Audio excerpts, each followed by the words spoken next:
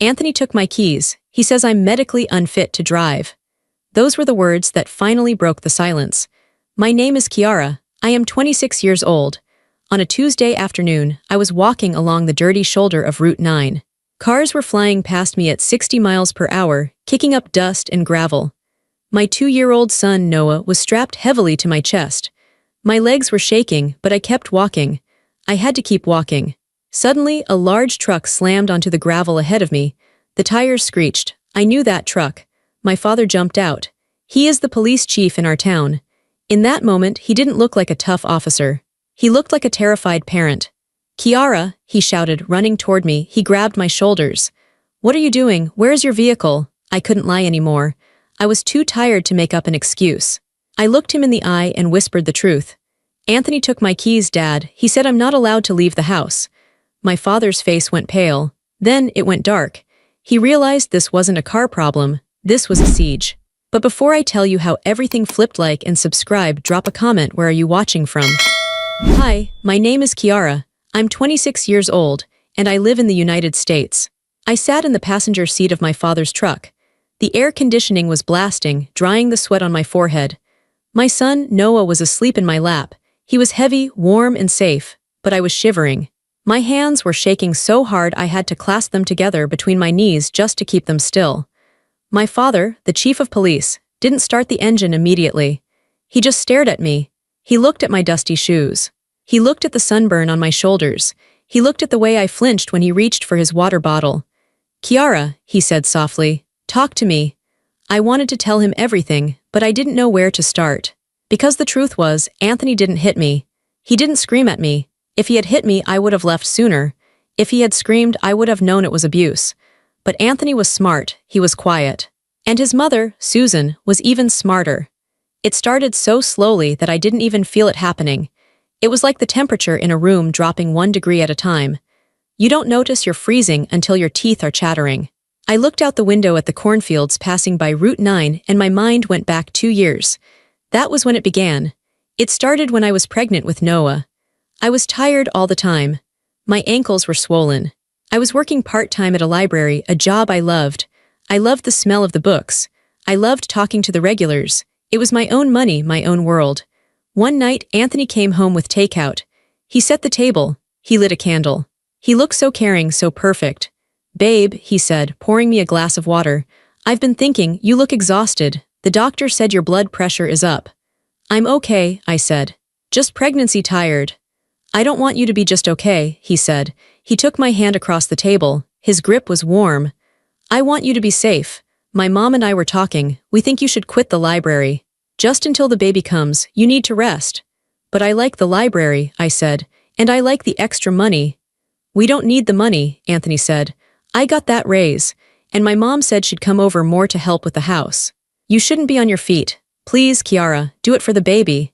That was the first key. Do it for the baby. So I quit. I thought I was being a good mother. I thought I was lucky to have a husband who wanted me to rest. Then Susan started coming over. At first it was once a week. Then it was 3 times a week. Then it was every day. She didn't knock. She had a key. Anthony gave it to her without asking me. I just gave Mom a key for emergencies. He had told me casually one morning while brushing his teeth. "In case you go into labor and I'm at work." It made sense. Everything they did always made sense. But then Susan started changing things. I would come into the kitchen and find my spices rearranged. I would find my laundry folded but put in the wrong drawers. "I'm just helping," she would say with a tight smile. "You're so big now, Kiara, you shouldn't be bending down." After Noah was born, the fog got thicker. I was sleep-deprived. I was emotional. I was trying to figure out breastfeeding and sleeping schedules. One afternoon, about 3 months after Noah was born, I couldn't find my debit card. I looked everywhere. I looked in my purse, on the counter, in the diaper bag. I called Anthony at work, panicked. "Anthony, I can't find my card. I need to go buy diapers." "Oh," he said, his voice calm. "I have it, honey. You have it? Why? I noticed you were spending a lot on random things at Target," he said. "You're stressed, you're not sleeping. Mom said she saw packages arriving every day. I think it's better if I manage the finances for a while, just until your hormones settle down." Just until your hormones settle down. I felt a flash of anger. "I'm not crazy, Anthony. I just bought onesies." I know, babe, I know, but we need to save for Noah's college. I'm just trying to protect our future. If you need anything, just ask me, or ask Mom. She can pick it up for you. I argued, I cried. But he didn't budge. He just kept saying he was doing it for me. He made me feel guilty for wanting control over my own money. He made me feel like a brat, so I stopped asking. Then it was the car. I had a Honda CR-V. It was mine. I bought it before we got married. It was my freedom. 6 months ago, I got a flat tire. It was a simple flat. I called Anthony. He came and changed it. But the next morning, the keys were gone. Where are my keys? I asked. The car needs work, Anthony said. The axle looked bent. It's not safe to drive with Noah in the back. Okay, I said. When will it be fixed? I'm waiting on parts, he said. A week went by, then a month, then 3 months. Every time I asked, there was a new excuse. The mechanic was backed up. The part was on backorder. It was too expensive right now. Why do you need to drive anyway? Susan asked me one day while she was folding my underwear in my bedroom. You have everything here. Anthony brings the groceries. I bring the diapers. Where do you need to go? I just want to leave the house, I said. That sounds like postpartum depression, Susan said, shaking her head. You're restless. You should talk to the doctor about that. Anthony says you've been acting erratic. Erratic. That was their favorite word. If I cried because I was lonely, I was erratic. If I got mad because Susan threw away my favorite shirt, I was erratic. If I wanted to see my friends, I was erratic. My friends stopped calling. Anthony told them I was overwhelmed and needed space. He told them I wasn't up for visitors. They don't understand what it's like to be a mother, he told me. They're single, they're jealous of your life. They just want to drag you down. You don't need that negativity. So I stopped texting them back. Eventually, my phone stopped buzzing. The final straw was the phone itself. 2 weeks ago, Anthony put a tracking app on it. It's for safety, he said, in case you get lost walking with the stroller. But it wasn't just tracking. He could see my texts. He could see my search history. I stopped looking up divorce lawyers. I stopped looking up emotional abuse. I was afraid he would see it. I was trapped in a beautiful house with a full fridge and a husband who claimed to love me, but I was dying inside. I was a ghost in my own life. Sitting in my dad's truck, looking at the dashboard, I realized how small my world had become. It had shrunk down to the 4 walls of that house. Anthony didn't hit me. He just took away my job, my money, my car, my friends, and my privacy. He took away my voice. He convinced me I was sick. He convinced me I was weak. He convinced me I couldn't survive without him. But today, when I asked for the keys to go to the park, and he laughed and put them in his pocket, something inside me snapped. I didn't argue. I didn't cry. I just waited until he went to the bathroom. I strapped Noah to my chest. I opened the front door, and I started walking. I walked 5 miles before my dad found me. It wasn't one big fight, Dad, I whispered, staring at my hands. It was 1,000 little things. They took pieces of me until there was nothing left. My father sat there in silence for a long time. The only sound was the hum of the engine and the soft breathing of my son. My dad has been a cop for 30 years. He has seen everything. He has seen accidents, robberies, fights. He is a man of action. He likes clear problems with clear solutions. But this was messy. This was family. He turned his body toward me. The leather of the seat creaked. Kiara, he said, his voice very low. I need you to answer some questions, and I need you to be completely honest. Don't protect him. Don't think about his feelings. Just answer me. I nodded. Does he control your access to money? Yes, I said. I don't have a card. I don't have cash. If I need milk, I have to ask him or Susan. Dad's jaw tightened. A small muscle in his cheek jumped. Does he monitor your communication, your phone, your email? Yes, he has my passwords. He checks my texts every night. He says it's for transparency. Does he prevent you from leaving the house? The car, I said. He says it's broken, but I saw him driving it last week to the store. He told me I imagined it. He said I'm medically unfit to drive because of my anxiety. Who diagnosed you with anxiety? Dad asked sharply. He did. And Susan, they said I'm unstable. Dad hit the steering wheel. It was a sharp, hard smack. Noah stirred in my lap but didn't wake up. Unstable, Dad repeated. He looked out the windshield, his eyes narrowing. He wasn't looking at the road anymore. He was looking at a crime scene in his head. Dad, maybe I am, I said, my voice trembling. Maybe I'm overreacting. He provides for us. He buys the food. He pays the mortgage. Maybe I'm just ungrateful. That's what Susan says. Dad turned to me, his eyes were fierce. Kiara, listen to me closely. This is not marriage, this is not protection. He pointed a finger at the dashboard. In my line of work, we have a name for this. When someone cuts off your resources, isolates you from your support system, monitors your movements, and gaslights you into thinking you're crazy, that is not love. He took a deep breath. That is a siege. The word hung in the air, siege, like a castle surrounded by enemies, starved until it surrenders. They isolated you, Dad said, his voice rising slightly. They cut the lines. They controlled the movement. They took the vehicle. They took the money. This wasn't help, Kiara, it was entrapment. I felt tears pricking my eyes. I thought I was going crazy, Dad, I really did. You're not crazy, he said firmly. You're exhausted, you're beaten down. There is a difference. He put the truck into gear, the engine roared. We're not going to my house yet, he said. My stomach dropped. What, where are we going? We are going back, he said. Panic shot through me. My heart started hammering against my ribs. No, Dad, no, I can't go back there, please, Anthony will be so mad. Susan is there, they'll talk me out of it. They always talk me out of it. They'll say I'm having a breakdown. They'll take Noah. They are not taking my grandson, Dad said. His voice was cold steel. And they are not talking you out of anything. He pulled the truck onto the road and made a sharp U-turn. The tires crunched on the gravel. We were heading back toward the house. Back toward the prison. I need you to be brave for 1 hour, Kiara, Dad said. We are going there to get your things. We are going to get your documents. We are going to get the diaper bag. And we are going to get your keys. He won't give them to me, I said. He says they're lost. He'll give them to me, Dad said. I looked at my father. He wasn't just my dad right now. He was the chief. He sat straighter. His hands were steady on the wheel. This ends today, he said. You are 26 years old. You are a free citizen. Nobody has the right to lock you in a house. Not a husband. Not a mother-in-law. Nobody. As we drove closer to the house, the dread filled my chest like black water. I knew the script. I knew exactly what they would say. Anthony would look concerned. Susan would look pitying.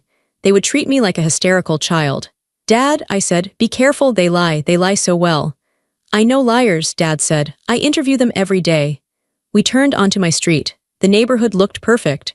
Green lawns, white fences, sprinklers hissing in the afternoon sun. It looked like the American dream. But as we pulled into the driveway, I saw the truth. It wasn't a home. It was a stage set. And I was the prop they wanted to keep on the shelf. Anthony's car was in the driveway. Susan's car was right behind it. Dad put the truck in park. He turned off the engine. Do not let them separate us, Dad said. Stay by my side. If they try to take Noah, you step behind me. Understand? Yes, I whispered. Dad unbuckled his seatbelt. He looked at me one last time before opening the door. Let's go get your life back. Walking up the driveway felt like walking into a lion's den. My legs felt heavy, like I was wading through mud. I clutched Noah so tight he grunted in his sleep. Dad walked slightly ahead of me. He didn't walk like a guest.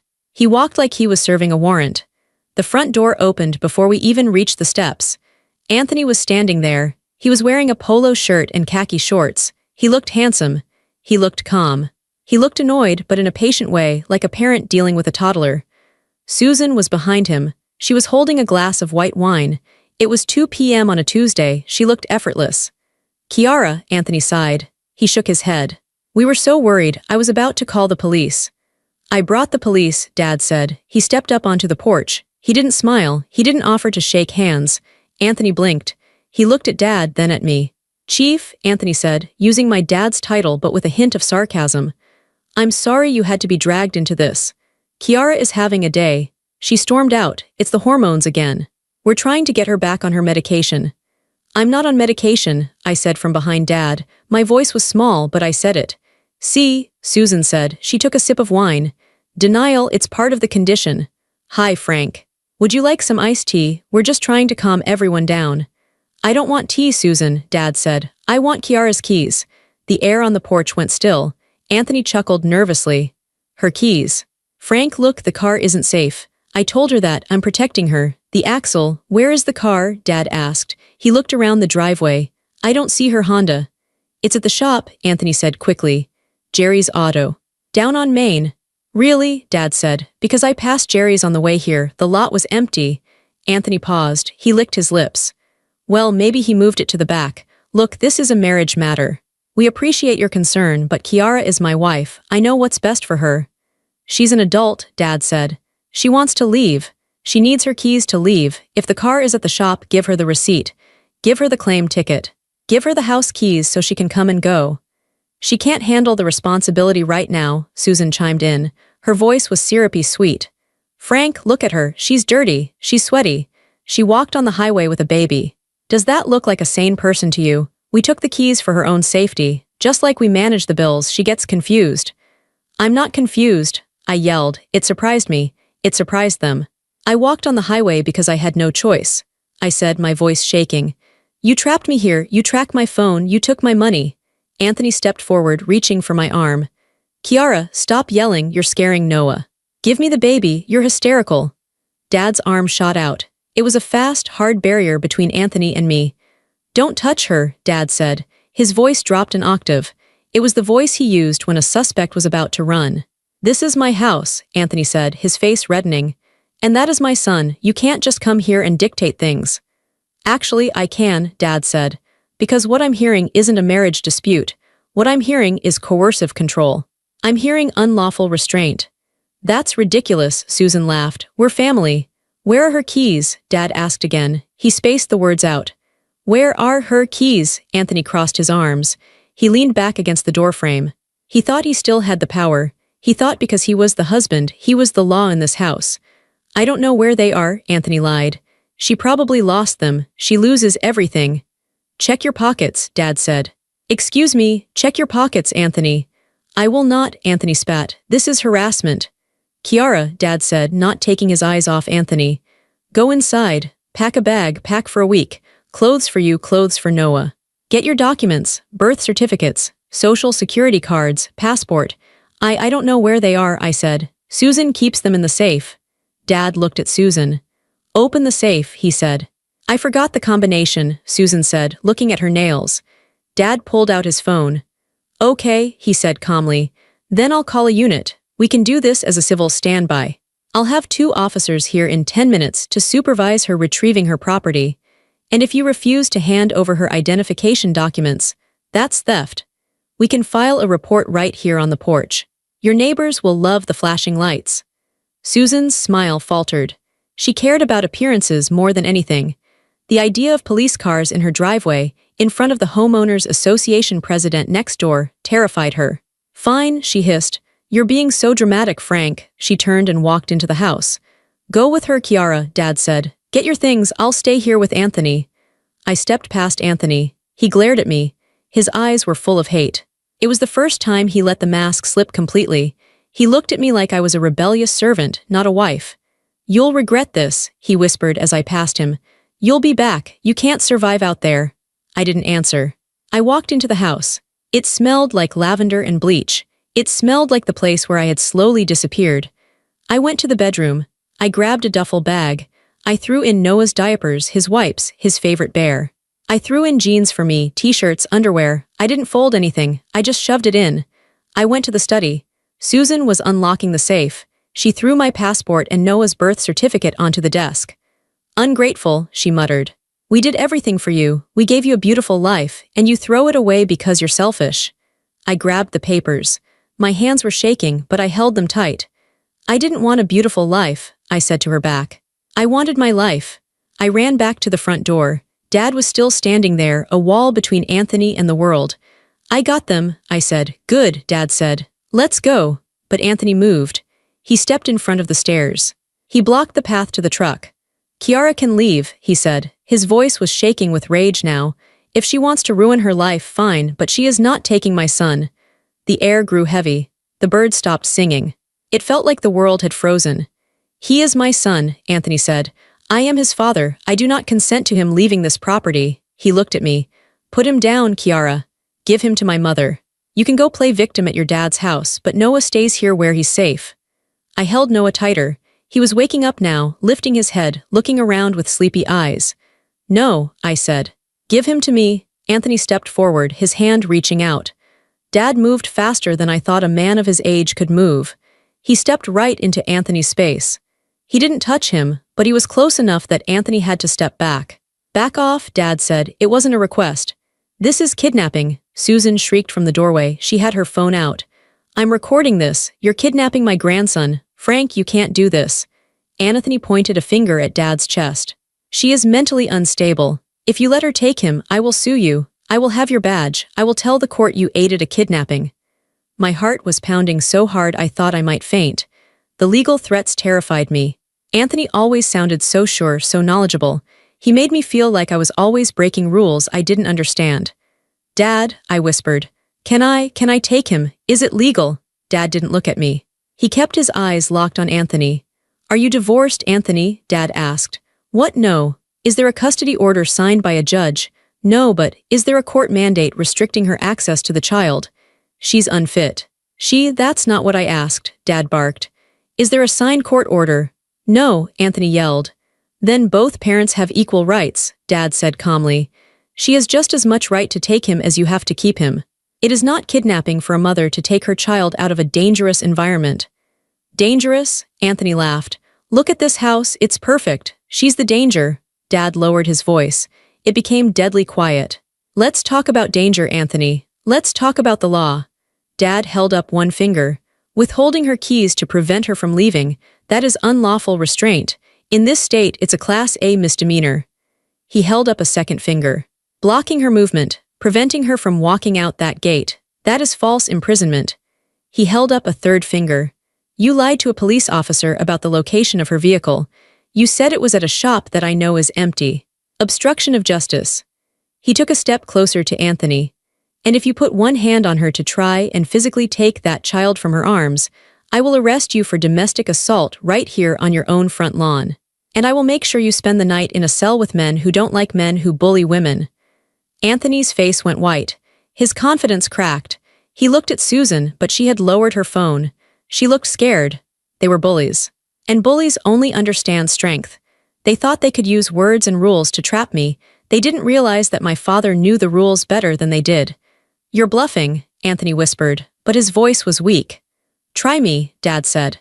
Touch her, see what happens. Anthony looked at his hands. He looked at me. For a second I saw him calculate. He realized he had lost control. The game was over. He stepped aside. It wasn't a big movement, just one step to the left. But it was a surrender. Fine, Anthony spat. Go leave, but this isn't over. I'll get a lawyer. I'll take everything. You'll be begging on the street, Kiara. You'll be back crawling to me in a week. Don't listen, Dad said to me. Walk. Now, I hurried down the steps. I walked past Anthony. I could smell his cologne. It used to smell like safety. Now it smelled like a trap. I walked to the truck. I opened the door and put Noah in his car seat. My hands were shaking so badly it took me 3 tries to click the buckle. Mama, Noah said. It's okay, baby, I said. We're going for a ride. I climbed into the passenger seat and locked the door. Dad backed down the driveway. He didn't look at Anthony. He didn't look at Susan. He just drove. As we pulled away, I looked in the side mirror. Anthony was standing in the driveway watching us. He looked small. He looked angry. But he was getting smaller and smaller as we drove away. Dad, I said, letting out a breath I felt like I had been holding for 2 years. Thank you. Dad reached over and squeezed my hand. We're not done yet, he said. Getting out is the first step. Staying out is the hard part, but you have proof now. Proof? I asked. I just have my clothes. Dad smiled a grim smile. No, you have something else. When you were packing, you grabbed the folder from the safe, right? Just the passports, I said. Check the side pocket of your bag, Dad said. I looked down. There was a thick blue folder sticking out of the duffel bag. I hadn't put it there. I saw it on the desk while Susan was yelling at you, Dad said. I swiped it. It looked like financial records, bank statements, loan documents. I opened the folder. My eyes widened. It wasn't just boring papers. It was everything. There were transfers from my savings account to Susan's account. There were credit card applications in my name that I never signed. There were emails printed out between Anthony and Susan discussing how to manage me. Email from Susan. Move the trust fund money before she notices. Tell her the bank made an error. Email from Anthony. I'll disable her car next week. She's asking too many questions. I gasped. Dad, look at this. I told you, Dad said, his eyes on the road. They weren't protecting you, they were robbing you. I felt a cold rage settle in my stomach. It replaced the fear. I wasn't just a victim anymore, I was a witness. And I held the evidence in my lap. I wasn't weak, I said to myself, reading the emails where they called me stupid and fragile. I was just trusting. You're safe now, Dad said, but I knew the fight was just starting. Anthony said he would get a lawyer. He said he would take everything. I looked at the folder. Let him try, I thought. Let him try. The drive to my father's house was the longest 20 minutes of my life. My hands were shaking so hard that they vibrated against my legs. Every time a car appeared in the rearview mirror, my breath hitched. I expected to see Anthony's silver sedan. I expected to see him swerving behind us, honking, demanding I pull over. But the road remained empty behind us. It was just me, my dad, and the hum of the tires on the asphalt. We pulled up to the house I grew up in. It was a small ranch-style house with peeling blue paint and a porch that leaned slightly to the left. It wasn't perfect. It wasn't a magazine cover like Anthony's house. But as soon as the engine cut off, I felt my lungs expand. It smelled like pine needles and old rain. It smelled like safety. We're here, Dad said. He didn't just hop out. He sat there for a moment, gripping the steering wheel, letting the adrenaline fade. You're okay, Kiara. You're home, I unbuckled Noah. He was wide awake now, kicking his little legs. Grandpa's house, he chirped. Yeah, buddy, I whispered, burying my face in his soft hair. Grandpa's house. We went inside. The house was exactly as I remembered it. The same brown carpet. The same recliner with the duct tape on the armrest. It was messy. There were newspapers on the table and coffee cups in the sink. In Anthony's house, a coffee cup in the sink was a crime. It was evidence of my laziness. Here it was just a cup. Sit, Dad ordered gently. He pointed to the kitchen table. I'm going to make you a sandwich. You look like you haven't eaten in a week. I'm not hungry, I said automatically. That was my reflex. Deny needs, be small, be low maintenance. I didn't ask if you were hungry, Dad said, opening the fridge. I said I'm making you a sandwich, turkey or ham. Turkey, I whispered. I sat at the wooden table. The blue folder, the one Dad had swiped from the safe, sat in the middle of the table like a bomb. I stared at it. For the last 2 years, I had convinced myself that I was the problem. I told myself I was forgetful. I told myself I was bad with money. I told myself I was too emotional to handle the adult responsibilities. Anthony had taken that burden from me, right? He was the hero carrying the weight of the bills and the decisions so I could just be a mother. But looking at that folder, a cold, hard feeling started to rise in my chest. I wasn't just a mother. I was a woman who used to manage a library budget. I was a woman who got straight A's in college. I was a woman who had lived on her own for 3 years before I met Anthony. I wasn't stupid.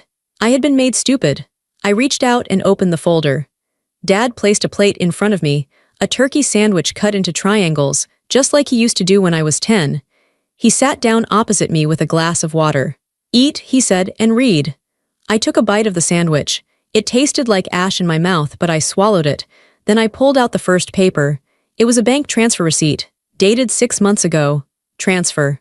$4,500. From Kiara's personal savings. To Susan Miller, I blinked. $4,500. That was the money I had saved from my library job. That was my emergency fund. I remembered that day. I had asked Anthony if we could buy a new crib for Noah because the old one was wobbly. He had sighed and said, Babe, money is really tight right now. We have to be careful, maybe next month. Money was tight. He had just sent my entire savings to his mother. I flipped to the next page. It was an email printout. Anthony must have printed it for his records. He was meticulous like that. He kept files on everything. From Susan to Anthony's subject, the car issue, she's asking about the Honda again. You need to handle it. If she has the car, she'll start going to those mommy groups again. Those women put ideas in her head. Tell her the transmission is shot. I'll call Jerry and have him fake an invoice if you need it. Just keep her home. She's safer there. I felt sick, physically sick. They weren't worried about my safety. They were worried about my freedom. They were worried that if I talked to other people, someone might say, hey, that's not normal. I looked up at Dad. He was watching me read, his face grim. They planned it, I whispered. Dad, they actually planned it. It wasn't an accident. It wasn't because I was sick. No, Dad said. It was a strategy. I kept reading. There were texts. Anthony, she's crying again, wants to know why she can't have her debit card. Susan, tell her she overdrank the account last month. Make her feel guilty. If she feels guilty, she stops asking. I remembered that conversation. I had spent 3 days apologizing to Anthony for spending too much on groceries. I had cried in his lap, promising to be better. He had stroked my hair and told me he forgave me. He forgave me, for a mistake I never made. The anger hit me then. It wasn't a flash of fire. It was a slow, heavy burn. It started in my stomach and moved up to my throat. I stood up, I paced around the small kitchen. I thought I was crazy, I said. My voice was getting louder. I thought I was losing my mind. I used to lie in bed awake at night wondering what was wrong with me. I thought I had early onset dementia or something. I couldn't remember spending the money. I couldn't remember breaking the car. I slammed my hand down on the table. Noah jumped in his high chair, but he didn't cry. He just watched me. I didn't do any of it, I shouted. They did it to me. Dad didn't tell me to calm down, he nodded. Let it out, Kiara, get angry. Anger is better than fear. Anger gets things done. I grabbed the papers and spread them out on the table. Look at this, Dad, I said, pointing to a credit card statement. This is a card in my name. I never opened this card. Look at the charges. Liquor store. Golf Pro Shop. A nail salon in the city. I don't golf. I haven't had a manicure in 2 years. Dad leaned in, putting on his reading glasses. That's identity theft, he said. If they used your social security number to open that line of credit without your consent, that is a federal crime. And this, I said, pulling out a medical bill. Therapy sessions. I never went to therapy. Anthony told me he was going to therapy for his stress. He was billing it to my insurance. No, wait, this says patient, Kiara Miller. But I never went. Insurance fraud, Dad said. They were building a paper trail. If you ever tried to leave, they could pull these records and say, look, she's been in intensive therapy for instability for years. I sat back down, breathless. I wasn't weak. That was the realization that changed everything. I had survived a psychological war. I had raised a toddler while being gaslit every single day. I had managed to keep my son fed, clothed, and loved while my own husband was systematically deleting my identity. I looked at the folder. It wasn't just proof of their crimes, it was proof of my sanity. I'm not the victim anymore, I said to Dad. I'm the prosecutor, Dad smiled. It was a sharp, dangerous smile. That's my girl. Now keep reading, because I have a feeling it gets worse. And it did. The afternoon sun was fading, casting long shadows across the kitchen table. The pile of papers was messy, but the picture they painted was crystal clear. We had found the small thefts, the grocery money, the credit card charges, the lies about my mental health. But then I found the envelope at the very back of the folder. It was sealed. It had "Do Not Open" written on it in Anthony's handwriting. If I was the old Kiara, the Kiara from yesterday, I would have put it back. I would have been too afraid to disobey a direct order written in Sharpie. But the old Kiara was gone. She was left on the side of Route 9. I ripped the envelope open. Inside were 3 documents. The first was a bill of sale. Item, 2018 Honda CR-V. Seller, Anthony Miller, power of attorney. Buyer, CarMax. Date, 4 months ago. Sale price, $18,500. My mouth fell open. He sold it, I gasped. Dad, he sold my car. He told me it was in the shop waiting for a transmission part. He told me that every single week for 4 months. Just waiting on the part, babe. Supply chain issues, babe. I looked at the date. 4 months ago, the day after I got the flat tire. He didn't even fix the flat. He just sold the whole car. Power of attorney? Dad asked, looking at the document. Did you sign a power of attorney? No, I said. Never. Dad took the paper. He squinted at the signature at the bottom. It was my name. Kiara Miller, but the loop on the K was wrong. I make my K's sharp. This one was round and bubbly. Susan, I said. That's Susan's handwriting. She forged my signature. Grand theft auto, Dad said, his voice flat. And forgery, that's 2 felonies right there.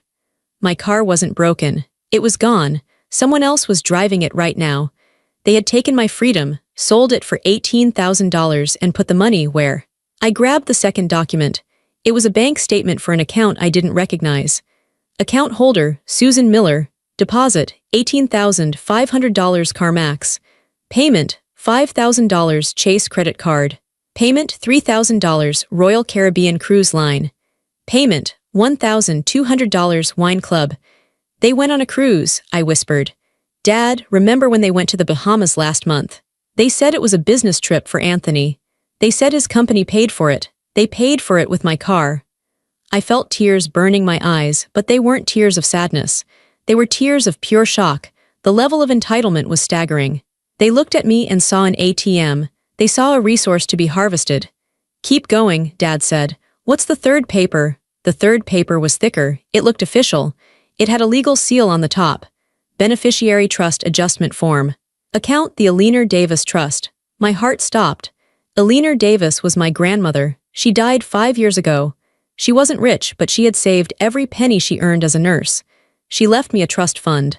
It wasn't millions, but it was significant. It was supposed to be $40,000.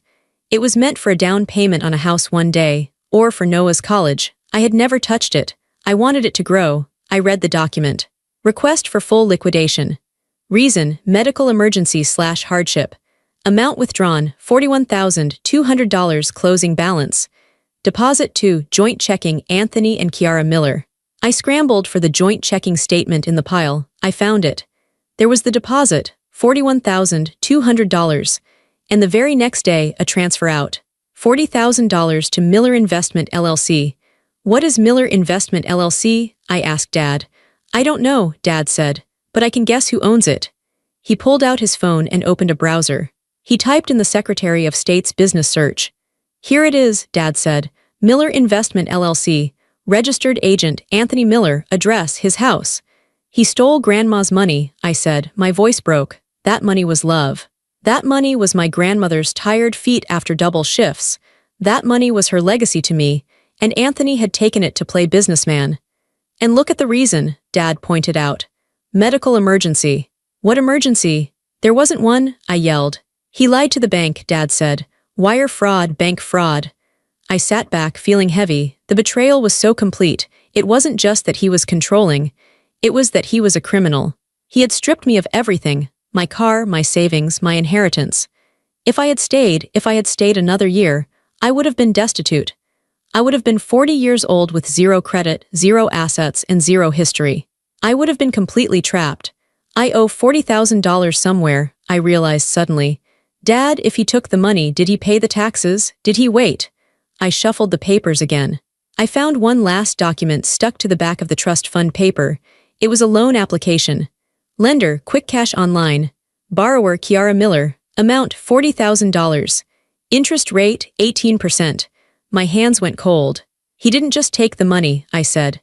He took out a loan in my name too. A high-interest loan, $40,000. Why would he do that if he already stole the trust fund? Dad looked at the dates. He stole the trust fund a year ago, Dad said. He probably spent it, bad investments, gambling, who knows. Then he needed more money, so he took out a loan in your name to cover his tracks or to pay off his own debts. I'm in debt, I said. I'm 26 and I'm $40,000 in debt to a loan shark company, and I don't have a car and I don't have a job. I put my head in my hands. The weight of it was crushing. Dad, how do I fix this? My credit is ruined. I can't rent an apartment. I can't get a car loan. They destroyed me. Dad reached across the table and pulled my hands away from my face. They didn't destroy you, he said sternly. They tried to bury you. But they forgot one thing. What? They forgot that you are a fighter, and they forgot that your father is the police chief. He stood up and walked to the wall phone, the old landline he still kept. What are you doing? I asked. I'm calling the district attorney, Dad said. I'm not calling as a father. I'm calling as an officer who has just uncovered a massive fraud ring operating out of 124 Oak Street. He dialed the number. But Dad, I said, Anthony is coming. He said he would come. Good, Dad said. Let him come. I want him to see the handcuffs. Just then, my cell phone buzzed. It was the first time it had buzzed in weeks because Anthony usually kept it. I had grabbed it from the counter when I ran. I looked at the screen. Incoming call, Anthony. I stared at it. The name used to make me smile, then it used to make me nervous. Now it just made me sick. Answer it, Dad said. Put it on speaker. I pressed the green button. Kiara, Anthony's voice filled the kitchen. He sounded different. He wasn't using his soft, manipulative voice. He sounded panicked. I'm here, I said. You made a big mistake, Anthony said. You took a folder from my office. That's theft, Kiara. That's my property. It contains sensitive business information. It contains my bank statements, I said, and my trust fund records. There was a silence on the line. A long, heavy silence. You don't understand what you're looking at, Anthony said quickly. Those are drafts, hypothetical plans. I was moving money around to maximize interest rates for us. For our future. You sold my car to CarMax, I said. Is that a hypothetical plan because I'm pretty sure CarMax has the title? I did that for you, Anthony screamed. He lost his cool. The car was unsafe. I was going to buy you a Volvo, a safer car. I was waiting for the right deal. You spent the money on a cruise with your mother, I said. You ungrateful little. Stop, Susan's voice came on the line. She must have been listening. Kiara, darling. Listen to me. You're confused. You're having an episode. Bring the folder back. We can sit down and have wine and talk this over. We love you. We just want to help you understand the finances. You're not good with numbers, remember? I'm good with numbers, I said. I'm looking at the numbers right now, and the numbers say you are thieves. We are coming over, Anthony said. His voice was low and threatening. We are coming to get Noah. And we are coming to get that folder. If you don't give it to us, I'm calling the police and reporting you for domestic theft. Come on over, Dad shouted from the other side of the kitchen. The coffee is on. Anthony hung up. I looked at Dad. They're coming. Let's get ready, Dad said. The sun had gone down. Outside, the crickets were chirping, oblivious to the war that was about to happen in my father's living room. Dad didn't call his deputies yet. He said he wanted to give Anthony one chance to hang himself. If we arrest him now, Dad said, it goes to court. It takes months. Lawyers get involved. He might get bail. He might hide the rest of the money. We need a confession, or we need him to panic and give it back. He won't give it back, I said. He's too greedy. He's a coward, Dad corrected. Bullies are always cowards when the victim stands up. We waited. I put Noah to sleep in the back bedroom, my old room. I put a chair under the doorknob just in case. At 8:30 p.m., headlights swept across the front window. I sat on the couch. Dad sat in his recliner. The blue folder was on the coffee table between us. The knocking wasn't polite. It was pounding. Dad got up and opened the door. Anthony and Susan stormed in. They didn't wait to be invited. They marched into the living room like they owned it. Anthony looked disheveled. His hair was messy. He was sweating. Susan looked perfect as always, but her eyes were darting around the room, looking for the folder. She spotted it immediately. There it is, she said, reaching for it. Don't touch it, I said. I didn't shout. I didn't stand up. I just said it. Susan froze. She looked at me. She wasn't used to me speaking like that. She was used to me shrinking. Kiara, Anthony said. He tried to put on his reasonable husband face. This has gone far enough. You've had your tantrum. You've upset my mother. Now give me the papers, get Noah, and let's go home. I'm willing to forget this ever happened. You're willing to forget? I laughed. It was a dry, hollow sound. I bet you are. I picked up the folder. I know about the car, Anthony. I know about the trust fund. I know about the loan. Anthony's face twitched. I told you, those are complex financial maneuvers. You don't understand business. I understand that forging a signature is a felony, Dad said from the doorway. He had locked the front door and was leaning against it. Anthony spun around. This is a civil matter, Frank. Stay out of it. It's a criminal matter, Dad said. I made some calls while you were driving over. I called Jerry at the auto shop. He said he never saw a Honda CR-V. I called the bank manager at the local branch. He was very interested to hear that Kiara never signed that withdrawal slip.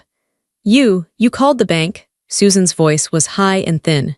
I did, Dad said, and I told them to freeze the accounts pending a fraud investigation. Susan grabbed Anthony's arm. He froze the accounts. Anthony, my direct deposit goes in there tomorrow. Shut up, Mom, Anthony snapped. He turned to me. The mask was gone. He looked desperate. Kiara, listen, we can fix this, okay? Maybe I borrowed some money, but I was going to pay it back. The investment, it's going to pay off big next month, I swear. I was doing it for us to surprise you. Surprise me, I asked, by selling my car, by putting me $40,000 in debt. I had to, Anthony yelled. We have expenses, you don't work, you just sit at home all day. Do you know how much it costs to maintain that house, to maintain our lifestyle? Our lifestyle? I stood up. I didn't ask for that house. I didn't ask for the expensive furniture. I wanted a simple life. You wanted the showpiece. I deserve the best, Anthony screamed. I work hard, and you're nothing without me. You're a dropout librarian with a kid. Who's going to want you? You have no money. You have no car. You're trapped, Kiara. Even if you leave, you're ruined. I made sure of it. The room went silent. He had admitted it. I made sure of it. Dad pulled his phone out of his pocket. The screen was glowing. Did you get that? Dad asked. I got it, a voice said from the phone. It was the district attorney on speaker. Anthony's knees buckled. He looked at the phone. He looked at Dad. You recorded me. I'm a cop, Dad said. I collect evidence.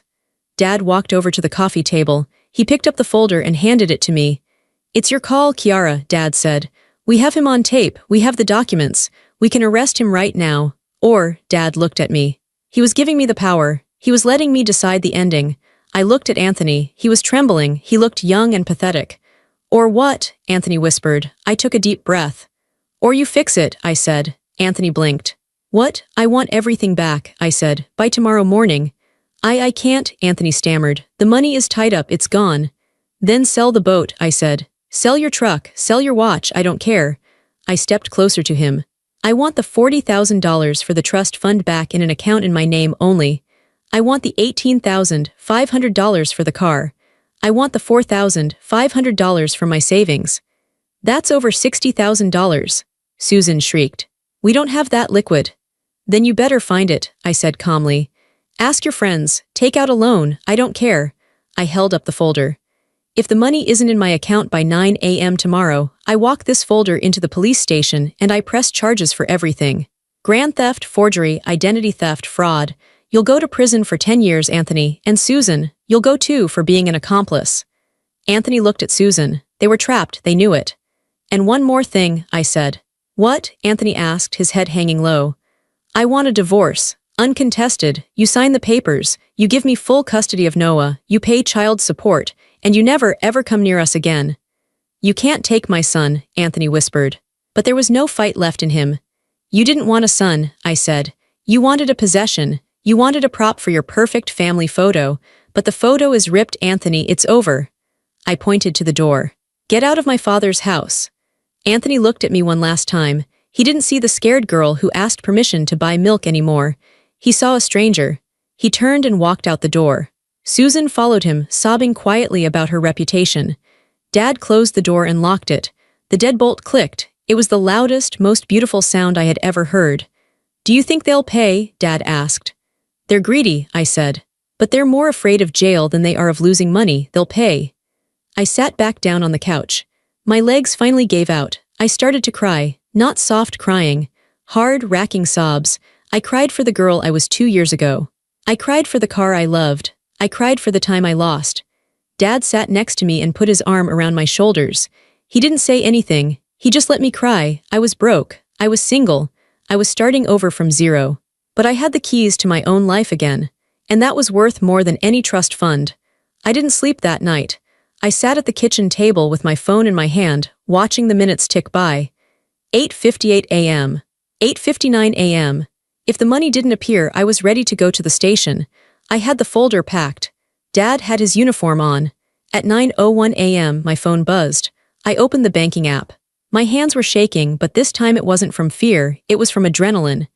Deposit received, $63,000. Source, A. Miller. I let out a breath that sounded like a sob. He had done it. I didn't know how. Maybe he sold the boat. Maybe he borrowed from his rich friends. Maybe Susan emptied her retirement account. I didn't care. I immediately transferred every cent into a new account I had opened that morning online, an account with only my name on it. Then I paid the loan shark. Click, $40,000 gone. The debt that had been hanging over my head like a guillotine was vanished. I paid off the credit card Susan had used. Click, $5,000 gone. I was left with about $18,000. It wasn't a fortune. It wasn't the comfortable life I had left behind. But it was clean money. It was mine. 2 days later, Anthony signed the divorce papers. He didn't argue. He didn't fight for custody. He was too terrified that I would change my mind and go to the district attorney. He signed away his rights to Noah in exchange for his freedom. He chose himself. He always chose himself. A month later, I stood in the middle of a living room. It was tiny. The carpet was beige and a little worn. The window looked out onto a parking lot, not a manicured garden. It's small, the landlord said, scratching his chin. And the radiator clanks in the winter. I'll take it, I said. Don't you want to check the water pressure? Does the door lock? I asked. He nodded. Deadbolt and chain. Then I'll take it. Moving in was strange. I had no furniture. Dad gave me an old mattress. I bought a second-hand crib for Noah. We ate pizza on the floor for the first week. But the silence was different here. In Anthony's house, the silence was heavy. It was a silence where you were waiting to be criticized. Here, the silence was peaceful. It was just me and my son. I remember the first time I went grocery shopping alone. I walked into the store with my own debit card in my pocket. I bought milk, I bought bread, and then I saw a box of chocolate-covered almonds. Anthony hated almonds. He said they were a waste of money. I grabbed the box and threw it in the cart. When I got to the register, my heart started pounding. I had a flashback. I expected the card to be declined. I expected a text from Anthony asking what I was buying. I swiped the card. Approved. I walked out to the parking lot. I didn't have a car yet. I was saving for a used sedan, so I walked to the bus stop. It was raining. I was carrying 3 bags of groceries and a toddler. I was wet, tired, and waiting for a public bus. A woman next to me looked at me with pity. "Rough day?" she asked. I looked at her. Rainwater was dripping off my nose. My arms ached. "No," I smiled. "This is the best day of my life." She looked confused, but I didn't explain. She couldn't understand. I wasn't just waiting for a bus. I was standing on my own 2 feet. Susan disappeared. Rumor in town was that she moved to Florida to live with her sister because the scandal was too much. The neighbors talked. Small towns always talk. They whispered that Anthony's business was struggling, that he had sold his big truck. I didn't care. I didn't ask. I blocked their numbers. I blocked their emails. I got my job back at the library. The head librarian, Mrs. Gable, hugged me when I walked in. "We missed you, Kiara," she said. "We thought you just didn't like us anymore." "I was lost," I said simply, "but I found my way back. Every paycheck I earned, I kept. Every decision I made, I owned. If the dishes were dirty, it was because I was tired, not because I was lazy. If the bills were late, it was my mistake to fix. I was rebuilding my credit score, point by point. It was slow work. It was hard work. But every point was a brick in a wall that Anthony could never knock down again. Tonight, I just put Noah to bed. He's 3 now. He doesn't ask about his father anymore. He remembers a man who was always on his phone, a man who didn't like noise. Now, he has a grandfather who plays trucks with him on the floor until his knees crack. I am sitting on my second-hand balcony, which is really just a fire escape, drinking a cup of tea. The city sounds are loud. Sirens, traffic, people shouting. It's not the quiet, protected suburbs. For a long time, I felt stupid. That's the hardest part to admit. I looked back at the last 2 years and thought, how did I let that happen? I'm an educated woman, I'm strong. How did I let them take my keys? How did I let them take my mind? But I realized something important. Abuse doesn't always look like a bruised eye. It doesn't always sound like a scream. Sometimes, abuse looks like help. Let me handle the bills so you don't worry. Let me drive so you can rest. Let's stay home so you're safe. It sounds like love. It feels like a warm blanket. But slowly, the blanket gets tighter and tighter until you can't move your arms. And by the time you realize you're suffocating, they have taken the scissors. I wasn't weak for staying. I was hopeful. I wanted to believe that my husband wanted to take care of me. I wanted to believe that family meant support. But control is not care. And isolation is not protection. I look at my keychain on the table. There are 3 keys. One for the apartment building, one for my unit, and one for the 2015 Toyota Corolla I bought last week. They are just pieces of metal. But to me, they are heavy. They weigh as much as my dignity. Anthony told me I was ungrateful. He told me I had a perfect life in a golden cage. He was right about the cage. He was wrong about the gratitude. I was never grateful for the cage. I was just afraid of the fall if I tried to fly. But I jumped. And I didn't fall. I landed. I want to say this to anyone listening who feels small right now. To anyone who has to ask permission to spend their own money. To anyone who has to explain why they took 20 minutes to get milk instead of 10. To anyone whose partner tracks their phone for safety. You are not crazy. You are not ungrateful. You are being erased. They tell you that you can't survive without them. They tell you the world is too scary, too hard, too expensive. They are lying.